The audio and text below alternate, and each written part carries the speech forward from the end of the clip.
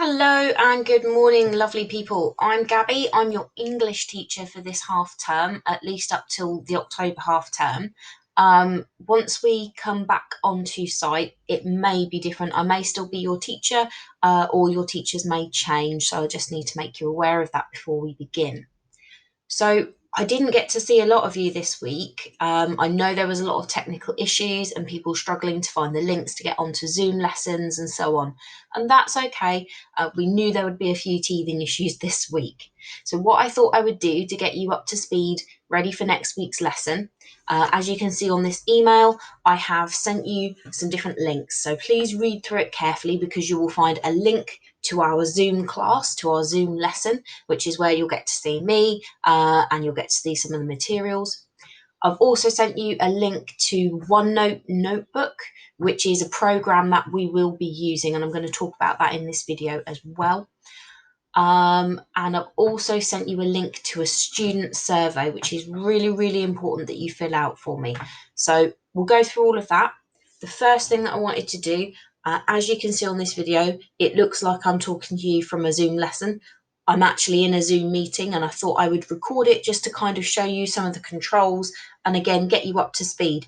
I know some of you have used Zoom before, so you can skip this bit if you need to, but for those of you that aren't as confident with Zoom or want a little refresher or have never used it before, when you get that link, you need to click on the link or copy and paste it and put it into the URL at the top of your web page, depending on what device you're on.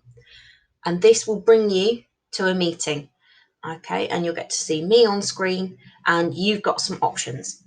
So when you come into the Zoom meeting, I would like everybody to start off with their microphones muted. I know some people haven't got access to microphones, so that's not going to be an issue.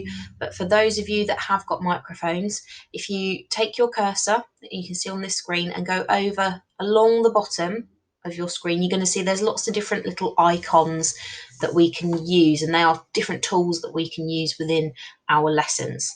So if we go right across to the left hand side, there is a little microphone there, and you can see the sort of the green going up and down as I'm talking. If I want to mute that microphone, all I've got to do is click on that icon, and once I do it, you won't be able to hear me, but you'll be able to see that there is a red line through the microphone. So here we go.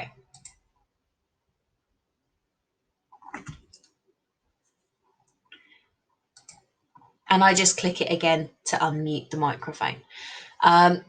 If I need to talk to you guys, I definitely need you guys with your microphones muted, so that everyone can hear, because there could potentially be a lot of students in the lesson. And if we all start talking at once, it's going to get a bit messy and I'm not necessarily going to hear what you have to say. So we have just got to be a little bit respectful, and be careful of other people talking at the same time as us. So if you do want to talk or you do want to catch my attention, there's a couple of ways that we can do that.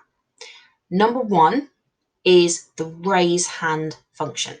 So again, we're going to look at that bottom bar along the page and go to participants.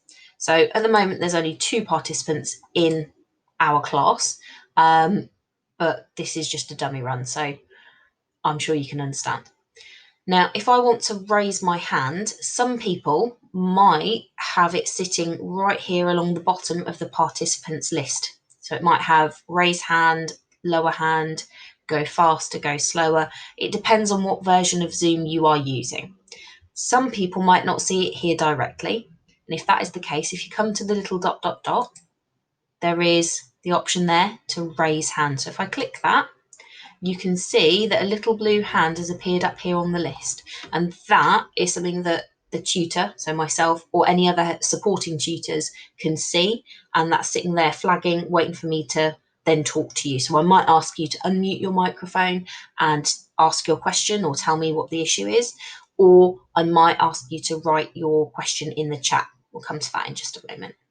Once you have completed asking your question or giving your answer, you can go back to this little dot, dot, dot, and it will have changed and it will now say lower hand.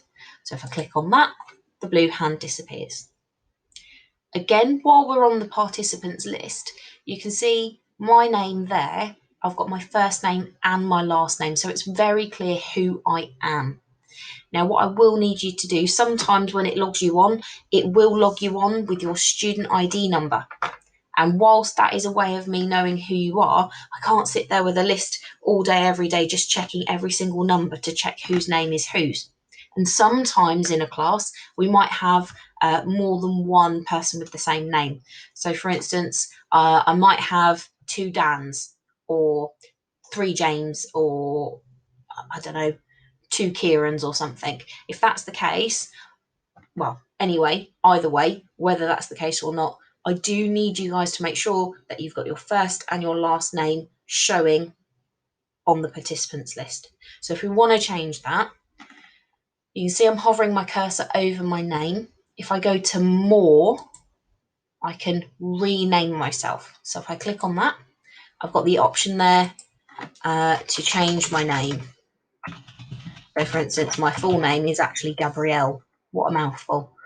Okay, and once I've clicked OK, you can see up here on the participants list, it has changed up there. So I'd really appreciate it if you can make sure that your first and last name are very clear on the participants list. Okay, so we're going to put that down now. I did say there was another way of grabbing my attention, and that was through the chat function. So again, if we come to that ribbon at the bottom of the screen, this little speech bubble, the one that says chat, if we click on there, it's a bit like Messenger or other social media apps where literally we can type in, click enter, and it goes up on the chat. Now, we've got the option to put the answer in front of everyone, or you have got the option to message the host privately. So if you want to send something to me but you don't want everyone else to see it, that's absolutely fine. You know, can I have some help, for instance, or something's not making sense, that would come to me as the host, and the others wouldn't be able to see it. So the chat is a really good way of getting my attention while I'm talking, because it's there, I can respond to it, but you're not talking over me at the same time. But I would suggest, try if you can to message it to everyone, because other people might have the same question as you, or might want me to slow down as well, or whatever it is that's the issue, other people might be thinking it as well. The other thing being, if I've got another tutor in my session to help support, if you send it to everyone, they can see the message too, and they might be able to support you and respond to you a lot more quickly than I necessarily could. So it's a good shout to go with everyone, unless you really, really, really don't want anyone seeing what you've put. Okay, so those are a couple of ways of getting my attention when we're in a Zoom session. Another one, we have some quick reactions buttons. So the one along the bottom here that looks a bit like an emoji, let's just pull that up for a moment. So as you can see, we've got clapping hands, thumbs up, a heart for loving something, crying with laughter, a wow, and a sort of a celebration, ta-da, kind of symbol. So for instance, if I sort of ask a quick question, instead of everyone unmuting their mics, if I'm sort of saying, has everyone been able to get that? Or has everyone seen that? Has everyone understood? I might say, give me a quick thumbs up. And it doesn't last for a long time, but you can see that little thumbs up has appeared in the corner of the screen there, where I'm looking and I can see all of you as students on the screen. That just gives me a quick sort of idea of who's understood, who's got the information, and who might need a little bit of help. So it's another quick fire way of just us communicating without you having to take your mic on, put it off, and go through that longer process. So that's about it for Zoom for the moment. There are a couple of other things that we will talk about, but as we go through the sessions. I now want to show you our program class notebook OneNote. You may have come across it before. It may be something that you've never seen before. So bear with me if that is the case. I am going to move over now to OneNote. So when you click the link to get into the notebook, this is an example notebook. It's not the one that you will see for your personal class. And I've only got one student on here, but let's just have a little run through. So it is a Microsoft program. It is very similar at times to Word, which I'm sure most of you have come across at some point before. And it is split into different sections. We're going to use this notebook as our class sort of notebook, because it's not fair for me to ask you to keep, typing a text, or reading some images, reading some text and highlighting them, and then having to do that in one program and then having to email it across to me. That's just going to start getting messy and things will get lost.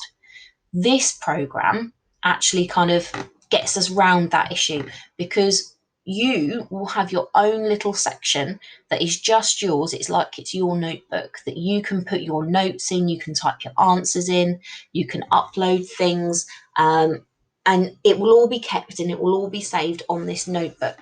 But it also helps me because I have this thing over here called a content library. So each of these notebooks, they'll have a sort of a welcome page, and that's where we'll just put general information. The content library is my section. It's where I will put bits and pieces and information depending on what week we're looking at. So if we click on week 7, which is what this week would have been, I can put any activities or links, things that I want you to look at, resources I want you to open. You can click on these and read them if they are in the content library. So you can't edit this bit, but you can see it. However, I am going to make life easier. I can then copy these over into your individual notebook. So I've got a student here called Jasmine. She's my example student. If I click on what Jasmine can see, this is her own area, and only Jasmine, or my student, and myself as the teacher can see what is in this section. So no one else, none of the other students can access this part. They can't see what you're writing, what you're doing. Your part will be split into different sections. The two main sections we are going to use are handouts and classwork. Handouts is where I will put anything I just want you to read through and any key information. The bit where I want you to do work, where I want you to type your own answers or access any links and resources, that will go into classwork. So once you've clicked on your name and found your name over here on the left, head to the classwork section. And then in this second column here, we will see different pages. As we go on, each week I'll add new information for the following week. But you can see this is the same page that was over here in the content library. This time, you can edit it. You can type if you want to, just like I did. If there's an image or a diagram, we've got a tool up here at the top that says draw. If I click on that, I can click a highlighter pen, pick yellow. If I want to highlight stuff, I can highlight it. I can underline it. I can rub it away if I want to. All sorts. Again, I can use a typing tool if I want to add a text box. It works very much like Microsoft Word in this way. But this, as I say, this is your area. You can edit this. This is your section, your notebook. What it does also mean is that I can dip in and out. I can see what you've been doing. I can add comments and I can give you feedback, just like I would if it was a real book. I'd be able to mark it and add comments onto your work and give you feedback. So when you finished watching this video, I would suggest have a click on the notebook, the link that I've just sent you, and have a little play around, have a little look, and start seeing sort of where the sections are, what things are in there. I don't expect you to do any of the work before next week, but just have a little look and get familiar with this program. Okay, so let's come back to the Zoom. So those are the two sort of key things that we talked about in this week's session and that I wanted to try and get you up to speed on. The last thing that I need you to do that is very, very, very important, there is a survey. I have sent this link in the email. There is a survey about your English experiences. And this was the other important thing that we did this week. This is really important because I may not know all of you already. I have met some of you, but not most of you. And this survey will give me an understanding of sort of your English experiences up to date and it will let me know a bit about your views on English and how you feel about studying English and what bits you might struggle with. It's a really important starting point for me to try and help you. I can't sort of plan what we need to do until I know what you need, really. So this survey is really important in telling me some of that.